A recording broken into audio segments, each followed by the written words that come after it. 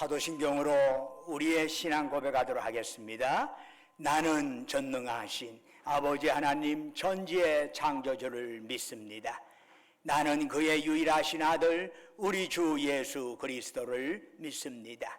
그는 성령으로 잉태되어 동정녀 마리아에게서 나시고 본디오 빌라도에게 고난을 받아 십자가에 못 박혀 죽으시고 장사된 지 사흘 만에 죽은 자 가운데서 다시 살아나셨으며 하늘에 오르시어 전능하신 아버지 하나님 우편에 앉아 계시다가 거기로부터 살아있는 자와 죽은 자를 심판하러 오십니다. 나는 성령을 믿으며 거룩한 공교회와 성도의 교제와 죄를 용서받는 것과 몸의 부활과 영생을 믿습니다. 아멘. 자리에 앉으셔서 찬송가 36장 찬송 부르시겠습니다.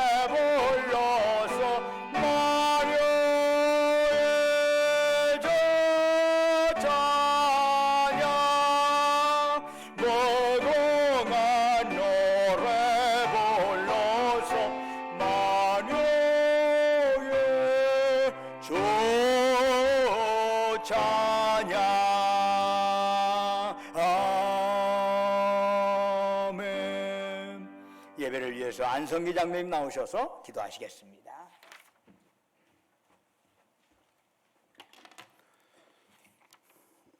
다 같이 기도하시겠습니다. 귀하고 복된 주일을 허락하신 주님, 성령강림 넷째 주일을 맞아 저희의 발걸음을 주의 전으로 인도하신 주님께 감사드립니다. 오늘도 저희들은 성령의 능력에 힘입어 주님께 예배드리기 원하오니 이 자리에 강림하셔서 저희의 연약함을 채워주시길 소망합니다. 어느덧 6월의 마지막 주일을 보내며 주님께 기도합니다. 2023년 큰 소망과 큰 그림을 그리며 달려왔지만 손에 쥔 거 없이 세상적인 소망에만 살았음에 이 시간 회개합니다. 저희들의 삶이 천국의 소망을 두고 주님 만난 날만을 소망하며 지혜로운 자들 되게 성령으로 이 시간 채워주시길 소망합니다. 오늘은 특별히 한국 전쟁이 발발한 지 73주년이 되는 해입니다. 주님, 추운 겨울만큼이나 이 나라 이 민족은 아직도 분단이라는 시린 아픔을 안고 있습니다. 저희들은 반세기가 훌쩍 넘도록 분단된 조국이 다시 하나로 통일될 수 있도록 소원하며 기다려 왔습니다. 약간은 희망도 있긴 하지만 이데올로기의 장벽과 목전의 정치적 이해관계는 골이 깊기만 합니다. 이제껏 조국의 통일을 위해 눈물 뿌려 기도한 종들의 울부짖음을 기억하시고 어서 속히 이 민족의 평화 통일을 앞당겨 주시옵소서. 아직도 한반도는 전쟁의 가능성이 높은 나라입니다. 이제 다시는 이 강산에 아벨과 같은 억울한 피가 쏟아지지 않도록 막아주시고 영원한 평화가 아침 이슬처럼 온 세상을 덮는 은혜가 내려지게 하옵소서. 오늘도 주의 전을 찾은 상처받고 마음 아파하는 성도들 있습니다. 아울러 질병으로 고통받는 성도들 있습니다. 주의 말씀을 전하는 이순태 담임 목사님의 말씀이 이들에게 희망과 치유의 시간이 되기를 소망합니다. 말씀을 들고 서시는 목사님을 기억하시고 주님의 능력을 7배나 더하여 주셔서 생명의 말씀을 전하시기에 부족함이 없게 하여 주옵소서. 오늘도 예배를 위해 음향으로 봉사하는 성도들 있습니다. 그들을 기억하시고 주의 은혜가 함께 하기를 소망합니다. 예배의 시종을 주께 의탁하오며 예수 그리스도의 이름으로 간절히 기도드립니다. 아멘.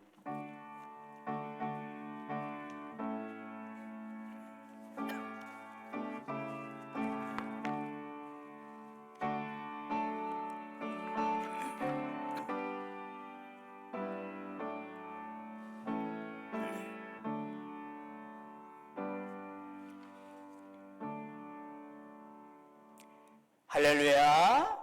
좌우에 있는 형제 자매들 향해서 사랑 인사 나누겠습니다. 주님의 이름으로 사랑합니다. 샬롬. 만나서 반갑습니다. 주님의 이름으로 사랑합니다. 교회 소식 전해드리겠습니다. 이번 주 토요일이 7월 1일입니다. 월삭 새벽기도에 개최됩니다. 7월 한 달 동안도 하나님이 도와주시라고 주님 앞에 기도하는 시간 갖겠습니다. 그리고 다음 주일은 맥주 감사 주일입니다. 전통적으로 교회에서는 1년에 2번에 걸친 큰 감사 주일이 있습니다. 맥주 감사 주일 7월 초에 있고 또한 10월 말 정도에서 추수감사 주일이 있습니다. 2번의 감사를 통해서 우리의 어떻게 2번에 대한 감사만으로 1년이 평탄할 수 있겠습니까? 그러나 이러한 감사주의를 통해서 우리의 삶이 매사에 감사하는 삶으로 나아가겠다 스스로 다짐하는 계기가 될 수도 있습니다. 그래서 이런 맥주 감사주일 하나님께 또한 드리는 것이 그에 더 우리 자신을 위해서도 아름다운 일이라 생각이 됩니다.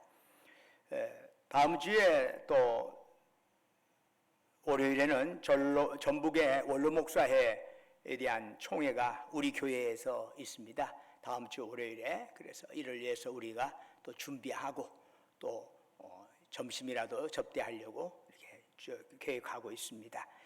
나머지는 주보를 참조해 주시고 찬송가 582장 부르시면서 하나님께 예물 드리겠습니다.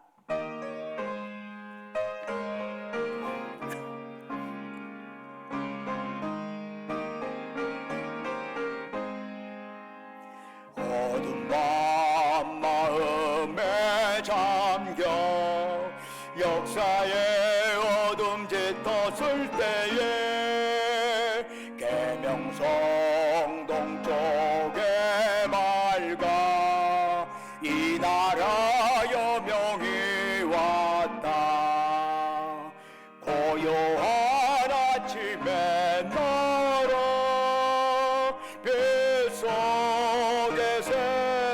없다. 예배의 삶 속에 얽혀 이 땅에 생명 탐도와 간다. 옥토에 뿌리는 기뻐 하늘로 줄기가지 솟을 때 가지 먹마늘에여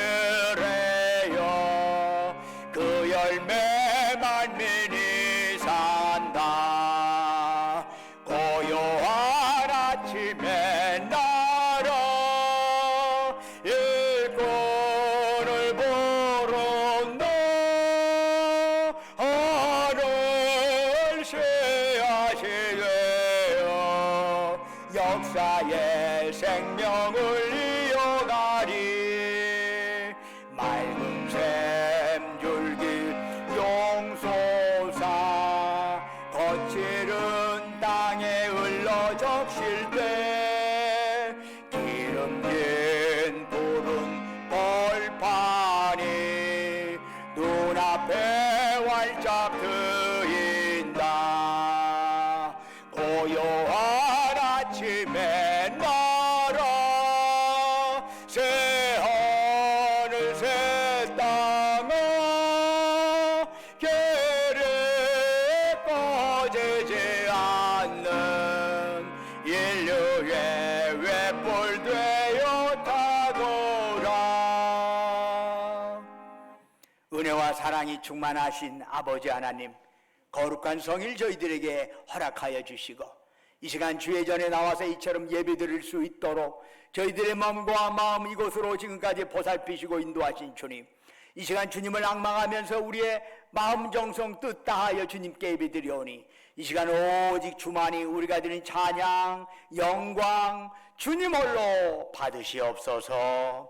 아버지 하나님, 참으로 저희들이 드린 예배가 하나님께는 영광이요 예배드린 우리 모두에게 은혜와 기쁨 충만한 역사가 일어나기를 원합니다. 아버지 하나님, 사모하는 심령마다 주의 성령으로 충만케 역사하여 주셔서 이러한 예배를 통해서 우리의 얽히고 설킨 문제가 해결받는 역사가 일어나게 하옵시고 우리 연약한 영육이 강건해지는 기여한 역사가 나타나게 하옵소서. 지난 한 주간도 주님의 은혜 안에 살게 하시고 오늘 거룩한 성일 맞이하여 주 앞에 나올 때 우리의 정성을 담아 소중한 물질을 주께 바치게 하심을 감사를 드립니다. 주께서 우리에게 베푸르신 그 사랑 그 은총 생각하면서 예물 드리오니 주여 받으시고 바치는 심령 후에 큰 복을 내려 주옵소서. 11조로 주께 바칩니다. 범사에 감사해서 범사감사금 드리옵니다. 우리의 삶의 요정 곳곳에 하나님의 손길 기어가면서 다양한 제목으로 특별감사금 드려옵니다. 매주마다 주님과 약조했던 주정원금 드립니다. 너희는 땅끝까지 가서 내 증인 되어라. 주의 말씀 가슴에 새기면서 우리가 직접 몸으로 갈 수 없어서 보내는 선교사역을 감당하기 위하여 해외 선교금, 국내 선교금 드려옵니다. 우리 주변의 어려운 이웃들 생각하면서 긍휼의 마음 담아 사랑 나눔원금 바칩니다. 또한 우리 교회 이곳저곳에 이러한 노후화된 거 안타깝게 여기면서 시설 목적원금 작정하며 주님 앞에 바치옵니다. 그 밖에 각자의 처지와 형편에 따라 서원하며 간구하며 아버지 하나님께 예물 드리오니 그들의 기도에 제목 귀 기울여 주시고 가장 적절한 때에 가장 적절한 방식으로 응답하여 주시옵소서. 아버지 하나님, 그 밖에 꽃으로 목소리로 몸으로 이름도 없이 빛도 없이 헌신하고 헌물하는 그들을 기억하여 주옵시고 그들의 섬김 받으시고 하늘 상급으로 가득 채워 주시옵소서. 아버지 하나님, 원하옵건대 우리가 이 땅에 살아가는 동안에 주님 탐욕으로 인하여 주님 앞에 드리는 걸 아까워하지 않게 하옵시고 오직 저희들이 드린 이 예물이 아름답게 복음의 역사로 주님 영광으로 크게 드러나게 하옵소서. 특별히 우리가 이 땅에 살아가는 동안에 물질이 없어 고초당하지 않게 하시옵소서. 행여 물질로 인하여 교만하지도 않게 하시옵소서. 주신 물질, 생명, 건강, 은사, 시간 가지고 주께서 다시금 우리 영혼 부르시는 그날까지 이 땅에 살아있는 동안에 죽도록 하나님께 충성하며 이웃을 섬기며 나누며 살아가게 하옵소서. 주 예수 그리스도의 이름으로 간절히 기도드립니다. 아멘. 오늘 우리에게 주시는 하나님의 말씀 사도행전 16장 6절에서 15절까지의 말씀이 되겠습니다. 신약성경 214쪽입니다. 사도행전 16장 6절에서 15절까지 저와 여러분이 한 절씩 교독하도록 하겠습니다. 성령이 아시아에서 말씀을 전하지 못하게 하시거늘 그들이 부르기아와 갈라디아 땅으로 다녀가 무시아 앞에 이르러 비두니아로 가고자 애쓰되 예수의 영이 허락하지 아니하시는지라.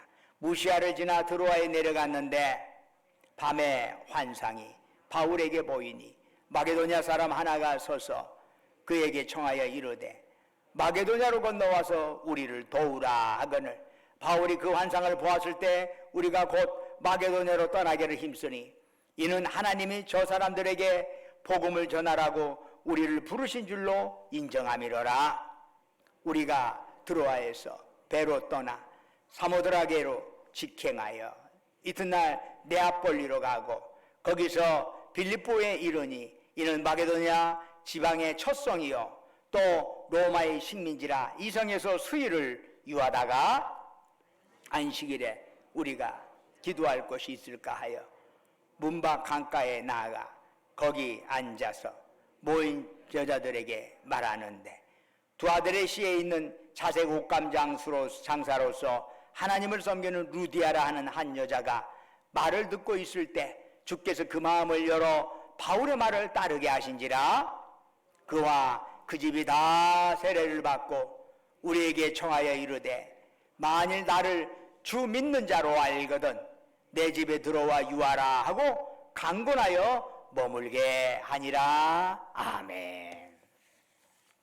오늘 이 예배에 참여한 여러분 모두에게 또 온라인으로 이 예배에 동참한 여러분 모두에게 하나님의 놀라운 위로와 축복이 함께하기를 주의 이름으로 축원합니다. 안디옥 교회가 파송한 2차 선교팀은 두 그룹으로 나뉘게 되죠. 바나바는 마가를 데리고 구브로 섬으로 그렇게 하나의 선교팀을 형성하여 갔습니다. 바울은 실라와 또 하나의 선교팀을 만들어서 북쪽으로 향하였습니다. 바울 일행은 수리아 길리기아 지역을 거쳐서 루스드라라고 하는 곳에 이르렀는데 그곳에서 바울은 귀한 동역자인 디모데를 만나게 됩니다. 그래서 바울은 실라 디모데와 함께 터키 서부 지역에서 복음을 전하려는 계획을 세웠습니다. 그러나 웬일인지 사도행전 16장 6절의 말씀을 보면은 성령님께서 그것을 허락하지 않으셨습니다. 그러자 바울 일행은 부르기아와 갈라디아를 거쳐 비두니아로 나아가려는 계획을 세웠습니다. 그러나 이번에도 사도행전 16장 7절을 보니까 예수의 영이 그 선교 사역을 허락하지 않으셨습니다. 바울은 지금 뜨거운 복음 열정으로 선교행을 시작했습니다. 그렇다면 주님이 적극적으로 도와주셔야 하는 것 아닐까요? 그런데 오히려 그 길을 막으셨습니다. 이때 바울은 어떻게 했나요? 바울은 자신의 생각이 옳다고 여겨도 아무리 자신의 계획이 명분이 있어도 주님의 섭리에 순종하였습니다. 바울은 자신의 계획을 내려놓고 방향을 돌려 드로아에 도착하게 됩니다. 드로아는 고대 트로이를 계승한 도시라 할 수 있습니다. 주전 13세기에 그리스 도시 국가들이 연합해서 트로이와 전쟁을 벌이게 되죠. 결국 트로이는 그리스 연합군에 의해서 초토화되고 말았습니다. 그 후 헬라 제국이 이 사라진 트로이 곁에 새로운 도시를 건설했는데 바로 그것이 드로아입니다. 이 드로아는 아시아와 유럽을 해상으로 이어주는 주요 항구 도시라 할 수 있습니다. 드로아에 도착한 바울은 그날 밤 한 환상을 보게 됩니다. 그 환상은 어떤 거지요?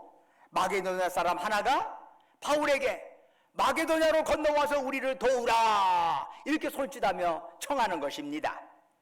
이 환상을 바울이 선교팀에게 보고하자 이 선교팀은 어떤 결정을 내렸습니까? 사도행전 15장 10절을 보니까 바울이 그 환상을 보았을 때 우리가 곧 마게도냐로 떠나기를 힘쓰니 라고 되어 있습니다. 여기서 우리라고 하는 단어가 들어있네요. 이것은 사도행전의 기록자인 누가가 두로아에서부터 바울 일행에 합류하였음을 보여주고 있습니다. 바울 일행은 바울이 본 환상에 대해 듣고 바다를 건너서 마게도냐로 건너가기로 결정을 했습니다. 그 이유가 무엇이지요? 이는 하나님이 저 사람들에게 복음을 전하라고 우리를 부르신 줄로 인정함이로라. 우리가 아무리 교회와 복음을 사랑하고 열정을 가지고 있다고 할지라도 모든 일이 우리 생각대로 풀려가는 것만은 아니랍니다. 성령님은 때로는 우리의 뜻과 생각을 막으시고 그분의 뜻을 이루어 가십니다. 이때 필요한 게 뭐지요? 내 뜻 타당성 있어, 명분이 있어 강조하지 말고 주님 뜻에 순종하는 것입니다. 그것이 중요한 것이요. 그런데 바울 일행은 그 환상이 하나님의 뜻이라고 인정하는 것으로 그치지 않았습니다. 그들은 즉시 실행에 옮겼습니다. 그리스도인들이 자주 언급하는 단어 중에 하나가 믿음이 있지요. 믿음도 그렇습니다. 믿음은 어떤 사실을 마음으로 인정하는 것만으로 끝나는 게 아니랍니다. 믿음은 마음으로 인정하고 입으로 선포하고 그것을 더 나아가 실행하는 것입니다. 즉 성경적 믿음은 내면에 어떤 생각을 갖고 있느냐라는 의미를 넘어서서 그것을 구체적인 실천으로 보이는 것까지 포함해서 이것이 제대로 된 믿음이다 이렇게 말할 수 있는 것이에요. 그냥 마음에 나 믿음 갖고 있어 그냥 절대로 저 사람이 예수를 믿는지 안 믿는지 조금도 드러나지가 않아. 그러면 여러분 믿음 반쪽 믿음이에요. 그렇지 않습니까? 여러분 믿음 누가 누구에 대한 신뢰를 갖고 있다든가 누구에 대해서 사랑을 가지고 있으면요 얼굴 표정으로 행동으로 나타날 수밖에 없는 것입니다. 정말 우리가 예수님을 믿는다면 그 예수님의 믿음이 우리의 삶으로 나타나지 않을 수가 없는 것이에요. 같이 옆에 동료들과 있는데 저 사람 예수를 믿는지 안 믿는지 도저히 모르는 사람이 있다면 여러분 그거 회개해야 합니다. 무엇보다도 성경적 믿으면 행함으로 드러날 수밖에 없는 것입니다. 바울 일행은 배를 타고 드로아를 출발하여 에게의 사모드라게 섬을 거쳐서 유럽 대륙으로 건너갔습니다. 좀 더 구체적으로 말하면 2000년 전 로마 제국의 속주였던 마게도냐로 간 것입니다. 마게도냐의 네아폴리에 첫 발을 내디딘 바울 일행은 14km 떨어진 빌립보로 걸어갔습니다. 빌립보는 주전 356년 그곳을 정복한 알렉스 대왕의 아버지인 빌립 2세가 도시를 만들고 자신의 이름을 붙여서 빌립보 그렇게 명명을 했습니다. 후에 로마 황제 옥타비아누스는 이 빌립보를 황제의 직속 도시로 재편을 했고 그곳에다가 로마의 퇴역 장성들과 그들의 가족을 거주시켰습니다. 그들은 로마의 시민과 동일한 권리를 누렸는데 그래서 이 빌립보는 로마의 축소판이라고 불릴 정도로 영화를 누렸습니다. 바로 그것에 참으로 별 일 없어 보이는 바울 일행이 등장한 것입니다. 바로 이것이 유럽 선교의 시작입니다. 바울은 자신이 바다를 건너 유럽에 복음 전하는 것 꿈에도 꾸어본 적 없습니다. 오직 그의 관심사는 아시아 지역에서 복음을 전파하는 것이었습니다. 이전에 바울이 세워놓았던 1차 선교 때 선교 여행 때 돌아다니면서 세웠던 그 교회를 다시금 찾아가 격려하고 돌아보고 또 교회가 없는 곳에는 교회를 세우면서 그는 아시아에서 이 하나님의 나라의 일을 하고자 했습니다. 그러나 성령님께서는 전혀 다른 뜻을 가지고 계셨습니다. 바울 일행을 부추겨 바다를 건너 매우 낯설고 생소한 유럽 지역으로 건너가게 하신 것입니다. 그리고 선교를 위한 제반시설이 전혀 없는 빌립보에서 예수 그리스도를 전하게 하셨습니다. 이처럼 성령을 통한 구원의 역사는 소통이 없던 곳을 찾아가 소통을 이루면서 시작이 됩니다. 이를 위하여 성령님은 바울이 가던 그 방향을 정반대로 돌려서 새로운 세계로 향하게 하신 것입니다. 신약시대의 교회는 오순절 성령 강림 사건을 계기로 본격화되었습니다. 예수님께서 하늘로 승천하신 후에 제자들은 마가의 다락방에서 모여서 합심하여 기도했습니다. 이미 땅끝까지 이르러 예수의 증인이 되라고 하는 말씀 들은 바가 있지만은 그 말씀을 이루기 위해서는 먼저 성령 충만의 역사가 있어야 한다는 사실을 깨달았기 때문입니다. 그래서 120명의 제자들이 합심하여 기도를 하는데 열흘째 되는 날 놀라운 사건이 일어났지요. 갑자기 급하고 강한 바람 소리가 하늘로부터 나더니 제자들이 머물던 집 안으로 가득 차게 들어왔습니다. 그리고 불의 혀와 같은 형상이 각 사람 위에 임하였습니다. 그러자 어떤 일이 일어났나요? 제자들이 각기 다른 언어들로 말을 하기 시작한 것입니다.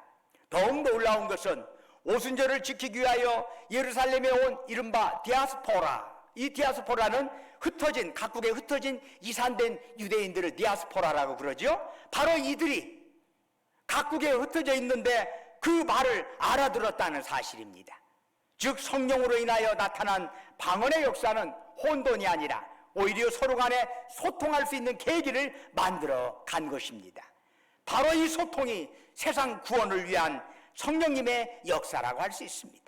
그래서 성령님의 구원의 역사는 이 소통과 함께 맞물려 나타나는 법이죠. 그런데 하나님 때문에 다양한 언어를 하게 된 방언 사건은 이번이 처음이 아니죠. 창세기 11장을 보면은 바벨탑 사건에서도 방언의 사건이 기록되어 있습니다. 노아의 세 아들 중에서 장자인 셈의 후손들이 메소포타미아 지역에서 자리를 잡게 되죠. 이 메소포타미아 지역의 문명을 형성한 사람들이 바로 셈족의 셈의 아들들이었습니다.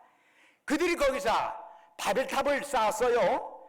그런데 이 바벨탑을 쌓는 재료가 돌이 아닙니다. 돌로 탑을 쌓을 때는 그게 한계가 있어요. 그런데 벽돌과 역청을 이용해서 하다 보니까 매우 높은 탑을 쌓아 올릴 수가 있게 된 거지요. 그런데 그들이 바벨탑을 쌓은 이유가 뭘까요? 창세기 11장 4절에서 사람들은 이렇게 외치네요. 성읍과 탑을 건설하여 그 탑 꼭대기를 하늘에 닿게 하여 우리 이름을 내고 온 지면에 흩어짐을 면하자. 간단히 말해서 우리 흩어지지 말고 굳건히 뭉치는 하나가 되도록 하자. 하나의 공동체가 이루자. 어떻게 보면 뭐가 나빠요? 좋잖아요. 하나가 되자고 그러는데. 그런데 왜 이들의 주장이 문제가 되는 걸까요? 바로 오늘 그 본문에 창세기 11장 4절 본문에 우리의 이름을 내고 라는 구절 때문이랍니다.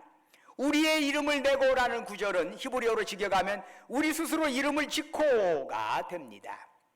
구약성경에서 이름을 짓는다는 것은 이름을 받는 그 대상에 대한 통치권과 연결되어 있습니다. 하나님께서 우주를 창조하실 때 낮, 밤, 하늘, 땅, 바다 이런 이름 짓기를 통해서 창조를 완성하셨습니다. 만물의 이름을 짓는다는 것은 만물에 대해서 하나님의 주권이 있다는 것을 의미하는 거지요. 하나님께서 사람을 하나님의 형상을 따라 지으신 이유는 다른 피조물들을 다스리도록 하기 위해서였습니다. 그 다스림의 첫 작업이 무엇이요? 아담이 각 생물들에게 이름을 지어주는 것입니다. 그런데 이제 사람들이 자기 스스로 이름을 지으려 하는 겁니다. 이것은 누구의 통치도 받지 않겠다는 또 다른 표현이랍니다. 내 인생은 내 것, 내가 알아서 할 거요. 하나님이 갖다부터 얘기하지 마시오. 이런 거지요. 하나님의 통치를 거부하는 겁니다. 하나님 없이 스스로 잘 살아보겠다는 것입니다. 결국 바벨탑 이야기의 핵심은 노아의 후손들이 하나님 없이 스스로 하나님이 되려는 교만에 빠졌음을 보여주는 사건이라 할 수 있습니다.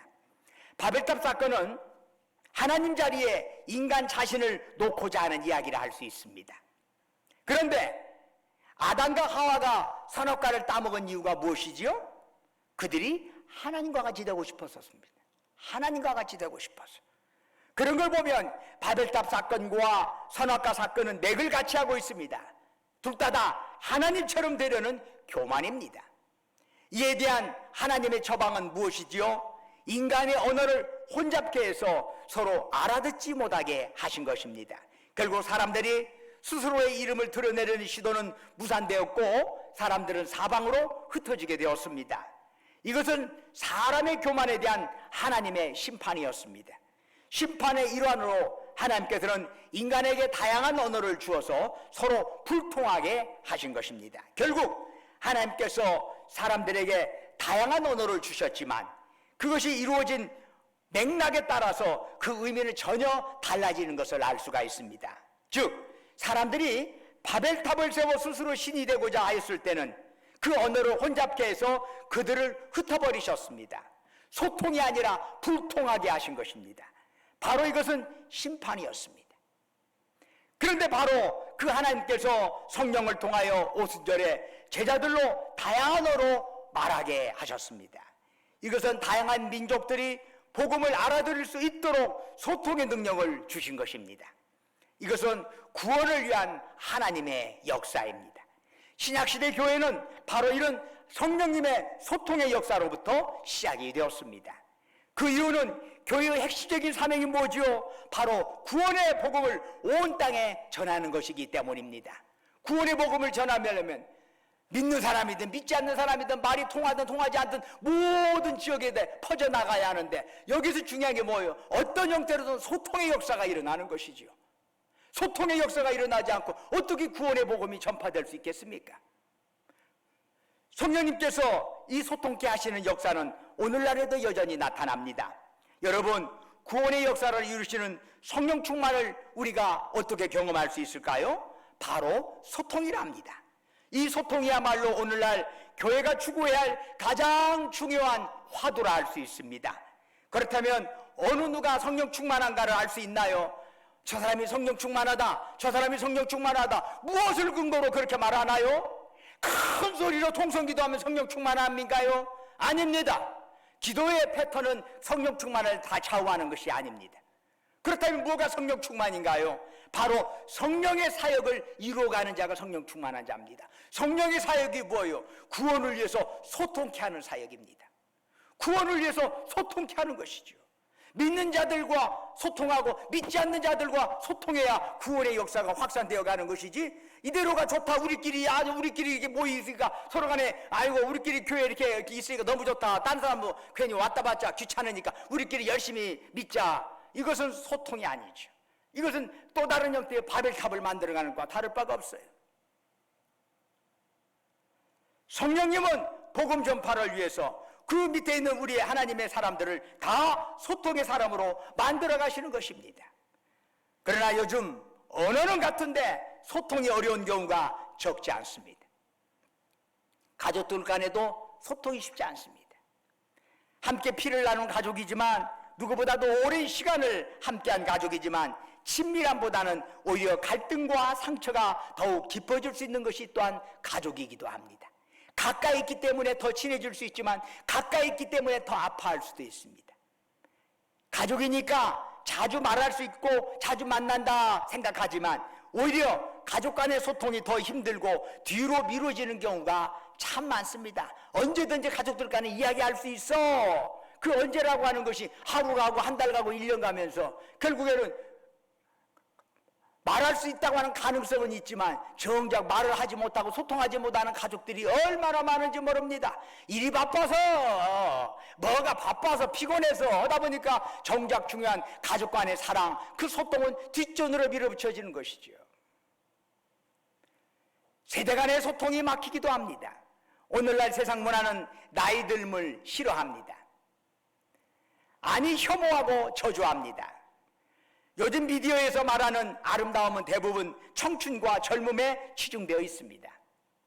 노인을 바라보는 시각의 대부분은 신체적인 쇠약, 은퇴 후의 재정적인 어려움, 이것에 치중되어 있습니다. 그래서 나이 듦에 대한 거부감을 갖고 있습니다. 이른바 안티에이징이에요. 나이 듦을 거부하는 거예요. 그래서 미국에 있는 이런 패션계 계통의 화장품과 이런 것들을 담당하는 그 잡지의 편집장은 안티에이징이라는 말을 우리 잡지에서는 사용하지 않겠다라고 대전제를 했습니다. 왜 그래요? 이것은 나이 들음에 대한 부정적인 생각을 반영한 것이고, 나이 들면 부정적인 것은 알게 모르게 세대 간의 차이를 만들어갈 수밖에 없다라고 하는 거지. 그러다 보니까 오늘날 어떻든 간에 젊은 청춘이 아름다움이고 가치 있는 것이고, 늙으면 그저 보잘것없는 것이고 가치가 없어지는 걸로 이렇게 평가절하되면서 노인들은 그저 무거운 짐으로 간주하려는 경향이 이 사회에 없지 않아 있습니다. 그러나 레위기 19장 32절에 노인을 공경하라 말씀하는가 하면 잠언 16장 31절에 백발은 영화의 멸류관이라 하였습니다. 사실 오랜 세월을 겪어온 어르신들에게는 돈이나 건강으로 환산할 수 없는 삶의 지혜와 경륜이 있는 거지요. 오늘날 세대는 이러한 삶의 지혜와 경륜을 무시하고 눈앞에 있는 생산적이고 실용적인 것만을 염두에 두다 보니까 결국 세대 간의 격차가 생기고 갈등이 형성이 됩니다. 그런가 하면 젊은 세대는 노인들이 속단할 수 없는 새로운 시도와 모험 정신이 있습니다. 이런 세대 간의 유용한 재능이 서로 소통되어야 하는데 오늘날 적어도 한국 사회에서는 그렇지 못한 것이 현실입니다. 교인들 간의 소통도 점점 줄어들고 있습니다. 함께 예수 믿고 함께 하나님의 자녀가 되었으면서도 세상의 개인주의가 교회에 잠입하면서 나는 나 너는 너, 이런 교인들이 교회 안에 많아지고 있습니다. 교회의 소속감을 가지고 섬김에 참여하기보다는 그저 나의 영적을 유익을 위해서 교회를 이용하는 성도들이 늘어나고 있습니다. 교회에 헌신이 없어져요. 그리고 자기의 목적을 위해서 교회를 이용해요. 여러분, 그러다 보면요, 이른바 칙센트미아이라는 사람이 인간의 행복을 위해서 매우 중요한 것 중에 하나가 몰입이라고 그랬어요. 몰입. 뭔가 몰입하면서 일을 하는 것처럼 행복한 게 없어요. 똑같은 일을 하도 몰입하면서 하는 일은 행복한 것이에요. 예배를 드려도 몰입을 해야 해요. 찬송을 불러도 찬송에 몰입을 하고, 말씀을 읽어도 말씀에 몰입하면서 그 속에서 느끼는 이 행복감은 무엇과도 바꿀 수가 없어요. 공부를 해도 몰입을 해서 공부하는 자와 그렇지 못한 자가 성격 차이가 쫙 나요. 몰입이라고 하는 게 우리의 삶에 얼마나 중요한 건지 몰라요. 음악을 해도 거기에 푹 빠져갖고 몰입을 하는 사람들, 배고픈지도 몰라. 그림을 그리는 사람들 보면 그냥 거기에 미친 것처럼 몰입을 해. 그게 행복이죠. 오늘날 이러한 예배에 있어서도 교회의 소속감을 가지고 헌신감을 가지고 또한 거기에 몰입하면서 살아야 우리 신앙생활이 아름다워질 수 있는데, 교회 밖에서 다만 교회를 구경하고 교회 밖에서 교회에 대한 것들, 내 영적 유익에 필요한 것들을 조금씩 얻어가겠다라고 한다면 몰입할 수가 없어요. 신앙생활이 절대로 행복할 수 없어요. 그러다 보니 교인들 간의 소통은 점점점 멀어져 가고 있답니다. 우리가 처한 불통의 모습이 어디 그뿐인가요? 해방 이후 6.25 전쟁을 겪어가면서 우리 민족은 70여 년간의 남북으로 갈라져서 불통의 역사를 이어오고 있습니다. 다른 나라 사람들은 그래도 남한도 오고 가고 북한도 오고 갑니다. 그러나 한반도 남북은 서로 건널 수 없는 땅이 되고 말았습니다. 서로를 원수로 여기며 서로를 향한 탐을 높이 쌓아가고 있습니다. 이미 우리는 6.25라고 하는 참혹한 전쟁을 경험하였습니다. 뿐만 아니라 최근에 젊은 세대들도 러시아와 우크라이나의 전쟁을 보면서 어떤 명분으로 어떤 타당성을 가지고 있다 할지라도 전쟁이 있어서는 안 되겠구나라고 하는 생각을 다시 한번 하게 됩니다.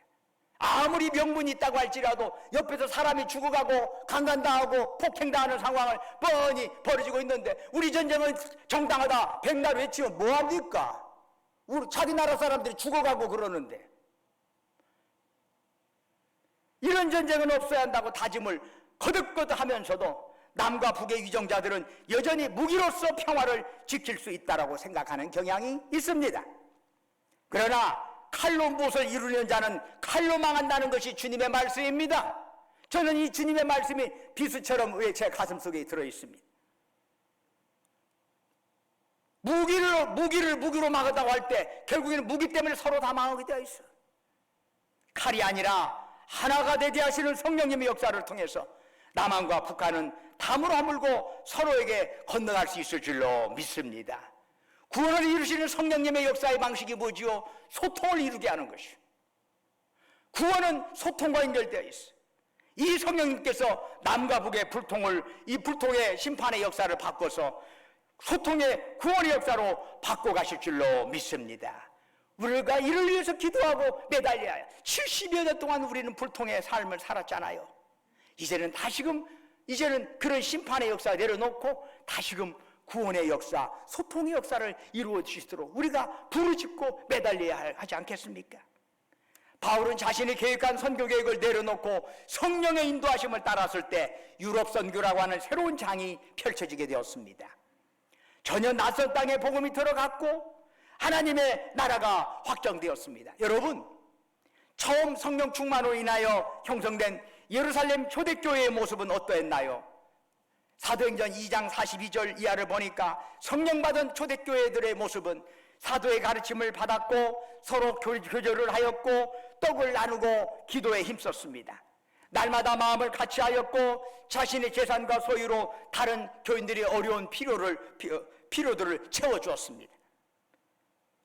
성령님의 역사는 이처럼 하나님과 사람과의 소통이 이루어지는 것이요, 사람과 사람의 소통이 이루어지는 것이 성령님의 역사입니다. 이런 성령님의 소통이 우리 가정 위에, 그리고 우리 사회에 있는 다양한 세대들 위에, 그리고 성령 충만을 사모하는 우리 전주신광교회 위에, 이 한반도 남한과 북한 위에 능력으로 나타나기를 주의 이름으로 축원합니다. 기도하겠습니다.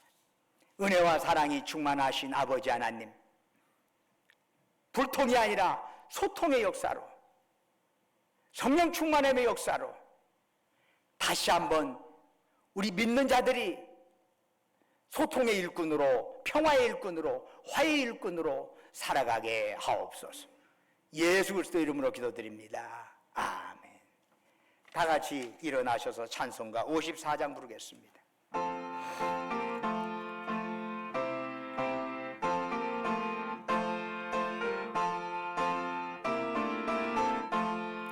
주여 복을 고하오니 편히 가게 하시고 사람마다 전례로 이기도록 하시고 광야 같은 세상에서 항상 인도하소서. 주의 복된 말씀 듣고 무한 감사합니다. 구원받은 저의 성도 열매 맺게 하시며 하나님이 우리 함께 항상 계시옵소서.